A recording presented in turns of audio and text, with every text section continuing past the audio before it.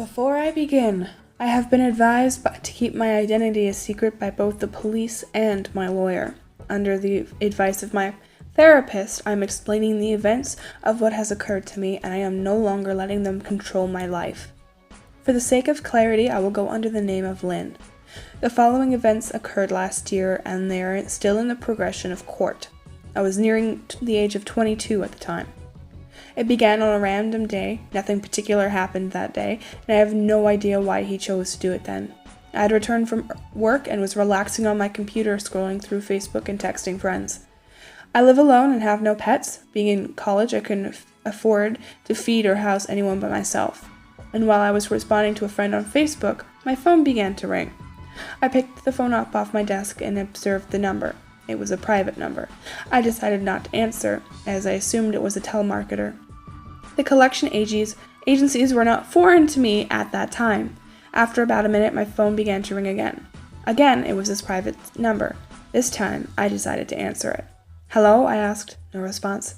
"Is anyone there?" I questioned. This time, I did receive a response. "I am." The voice was deep, one that sounded morphed and unrealistic. "And who would you be?" I pressed. "None of your concern, Lynn." I had never mentioned my name prior, as if it had been a telemarketer, I would have declined this number. I asked the voice, "What do you want?" He chuckled in a deep tone and whispered, "You."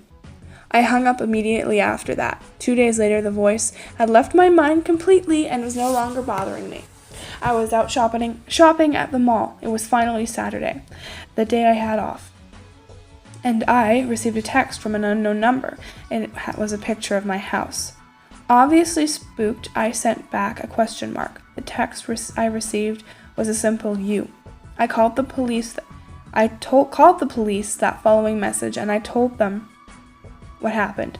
And I was told that nothing could be done to help me in this case, as nothing had actually happened yet. I received no more messages after that final one sent.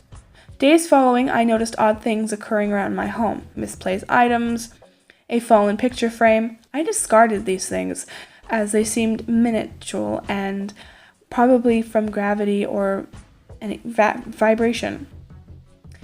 The final day occurred with the following. I got home from work, and I had to take the bus that day as I could not afford to pay for gas. I received a text message of a picture of me sleeping on the bus, and that was when I was truly panicked.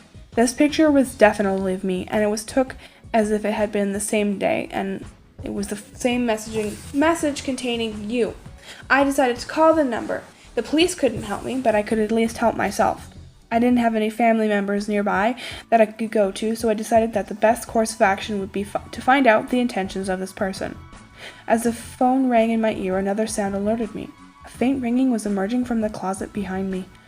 I slowly stood up, hung up on my phone, and ran out of the house. I ran to my neighbor's house and banged on their door.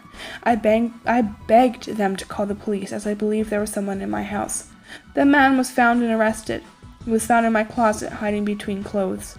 The police claimed he had a cell phone and a knife in his possession. I am still pursuing him in court and dealing with my own trauma. Let this be a warning to you all. Monsters may actually live in your closet. Hey guys, thank you so much for watching. I hope you enjoyed the video. I know it's pretty short, but it was interesting to read. Alright everyone, stay savvy.